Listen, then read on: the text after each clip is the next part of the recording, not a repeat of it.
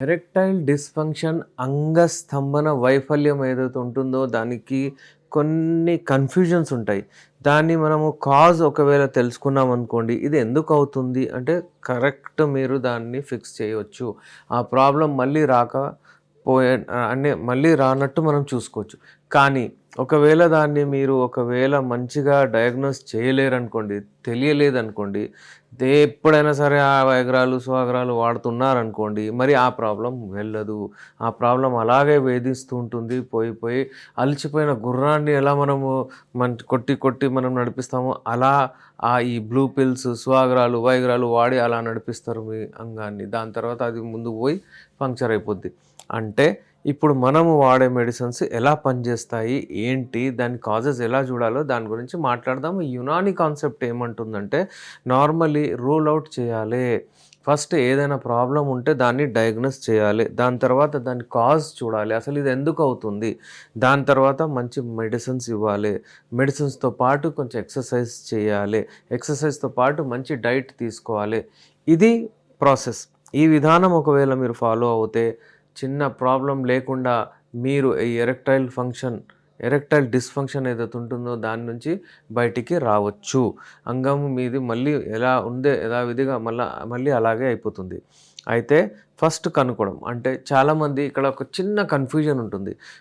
ప్రీమ్యాచ్యూర్ ejaculation అంటే ఏమవుతుందంటే వాళ్ళు అంగాన్ని యోని దగ్గర తీసుకెళ్ళి ఇప్పుడు ఇక్కడి నుంచి స్టార్ట్ అవుతుంది మీ ప్లే.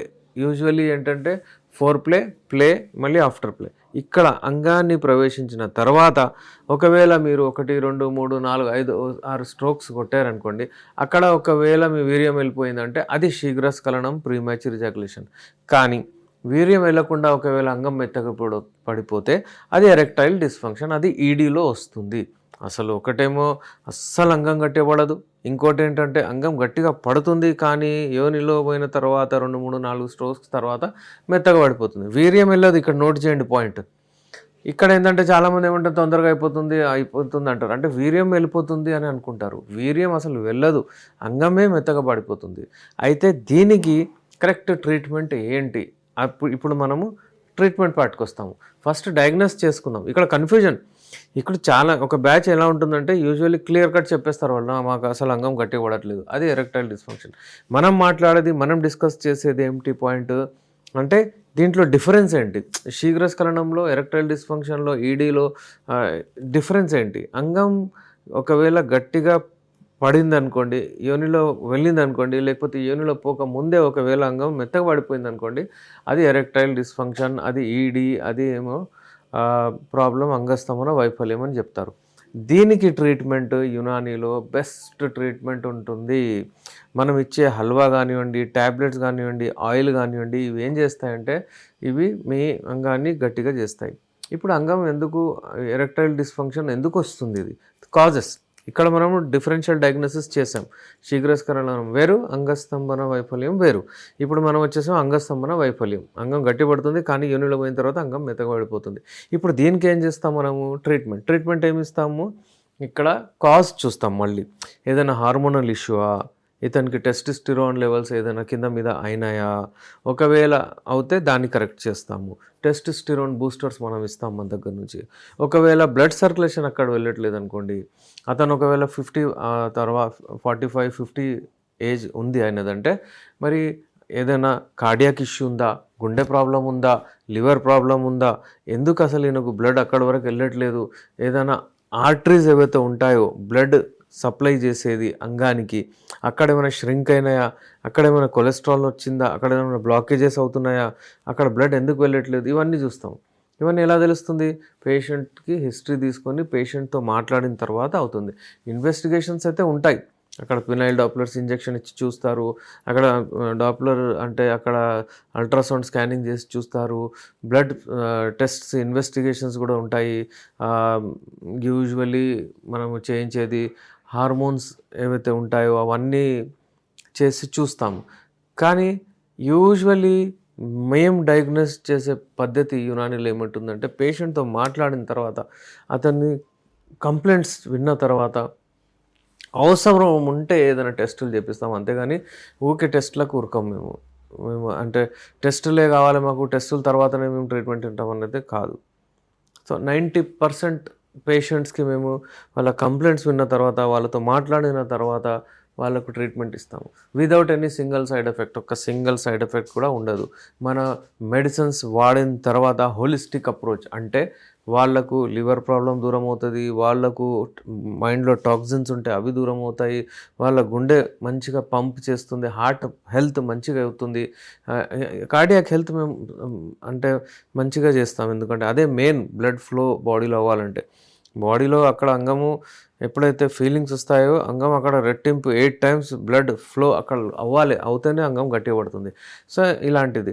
ఇప్పుడు అలాంటి మెడిసిన్స్ మనం ఇస్తాము. ఇచ్చిన తర్వాత బ్లడ్ సర్క్యులేషన్ మంచిగా అవుతుంది. అయిన తర్వాత ఎరెక్షన్స్ మంచిగొస్తాయి. ఇక్కడ ఫర్ ఎగ్జాంపుల్ ఒకవేళ ఎవరైనా అరే! వీర్యం అంటే తొందరగా అయిపోయింది, శీఘ్రస్ఖలనం అనుకున్నారనుకోండి. శీఘ్రస్ఖలనం ట్రీట్మెంట్ ఇస్తే ఇక ట్రీట్మెంట్ అవ్వదు. నేను యునాని విషయం మాట్లాడుతున్నాను.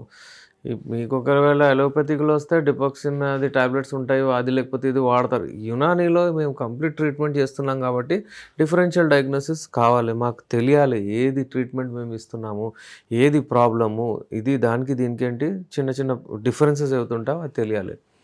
ఇప్పుడు శీఘ్రస్ఖలనం మళ్ళీ సెన్సిటివ్ పెనిస్‌లో చాలా డిఫరెన్స్ ఉంటది. శీఘ్రస్ఖలనం అంటే తొందరగా వీర్యం వెళ్ళిపోతది. దాని గురించి మళ్ళీ ఒక వీడియో చేద్దామని డీటెయిల్‌గా మాట్లాడదాము. కానీ ఏందంటే ఇలా డిఫరెన్స్ చేయాలి. సెన్సిటివ్ పెనిస్ వేరే, దాని ట్రీట్మెంటే వేరు. శీఘ్రస్ఖలనం దాని ట్రీట్మెంటే వేరు. ఇలాంటివి మనము చూస్తూ ఉంటే మనకు అంటే పేషెంట్స్‌తో మాట్లాడి వాళ్ళ హిస్టరీ తీసుకుంటే మనకు తెలుస్తుంది. ఇప్పుడు 25 లాస్ట్ వీకే నేను 20, 25 పేషెంట్స్ చూశాను. యూజువల్లీ ఇది అంగం గట్టిగా పడుతుంది కానీ మెత్తగా అయిపోతుంది. అంటే అక్కడ వీర్యం వెళ్ళట్లేదు వాళ్ళకు. కానీ అంగం మెత్తగానే పడిపోతుంది. ఇలాంటి ఇష్యూస్, ఇలాంటి ప్రాబ్లమ్స్‌ని మనకు యునాని మెడిసిన్స్‌తో కంప్లీట్ ట్రీట్మెంట్ మనం చేసుకోవచ్చు. ఈ ఏజ్ గ్రూప్ వాళ్ళు ఎవరైతే ఉంటారో నార్మల్లీ 40 తర్వాత వాళ్ళకు యూజువల్లీ ఈ ఎరెక్టైల్ డిస్‌ఫంక్షన్ ప్రాబ్లమ్స్ వస్తాయి. చిన్న చిన్న ప్రాబ్లమ్స్ వలన, బ్లడ్ సర్క్యులేషన్ లేకపోవడం వలన, హార్ట్ హెల్త్ సరిగ్గా లేకపోవడం వలన ఇలాంటి ఇష్యూస్ వస్తాయి. వాటిని సరిదిద్దడానికి the best medicines Unani medicines. Unani మెడిసిన్స్‌లో మనం వాడే మెడిసిన్స్ ఏవైతే ఉంటాయో అవన్నీ ప్యూర్ హెర్బల్ మెడిసిన్స్ ఉంటాయి. ఇవన్నీ ఏంటంటే యూజువల్లీ యునాన్ అంటే యునాన్ గ్రీస్ అక్కడి నుంచి వచ్చిన ఫార్ములాస్, అక్కడి నుంచి సౌదీ అరేబియా, అక్కడి నుంచి యూఏఈ, దుబాయ్ అక్కడ వెళ్ళిన తర్వాత అది ఇండియాకు వచ్చి రావడం ఇది హిస్టరీ దానిది మెడిసిన్స్‌ది. ఇక్కడొచ్చిన తర్వాత ఇండియాలో కూడా వనమూలికలు అవన్నీ ఉన్నాయి. సో, అవన్నీ చూసి ఇలా తయారు చేశారు మెడిసిన్స్. ఈ మెడిసిన్స్ అంటే మ్యాజికల్ మెడిసిన్స్ చెప్పొచ్చు మనము లైంగిక సమస్యల కొరకు. ఎవరైనా సరే యునాని మెడిసిన్స్ వాడి ఎన్ని నెలలు వాడాలి అంటే నార్మల్లీ ఎవరైతే ఉంటారో ఒక 40 ఏళ్ళ వాళ్ళు ఉంటే ఒక 4 కోర్సులు అంటే 4 నెలలు వాడితే మంచిగా ఈ ప్రాబ్లమ్ అయిపోతుంది. అంటే క్యూర్ అయిపోతుంది అని చెప్పొచ్చు మనం. Complete cure. నేను మేనేజ్‌మెంట్ గురించి మాట్లాడట్లేదు. క్యూర్ గురించి. ఆ క్యూర్ అలాగే మనకు అవసరం పడితే ఇంకో 2 నెలలు ఎక్కువ కూడా వాడాలి. ఎవరైనా వాడతారు. ఇబ్బందేముండదు. బట్ దానికి ప్రాబ్లమ్ వెళ్ళాలి. Without any single side effect treatment అవ్వాలి. సో, స్క్రీన్ పైన మా నంబర్ ఉంది. ఎవరికైనా ట్రీట్మెంట్ కావాలంటే, సజెషన్స్ కావాలంటే, మాతో ఒకవేళ మీరు కాంటాక్ట్ అవ్వాలంటే, పల్లెటూరులో ఉన్నవాళ్ళు కానివ్వండి, విదేశాల్లో ఉన్నవాళ్ళు కానివ్వండి, మా కాల్ చేయొచ్చు, అపాయింట్మెంట్ తీసుకోవచ్చు. నేను మీ doctor S R Rehman MD Unani Nampally Hyderabad నుంచి.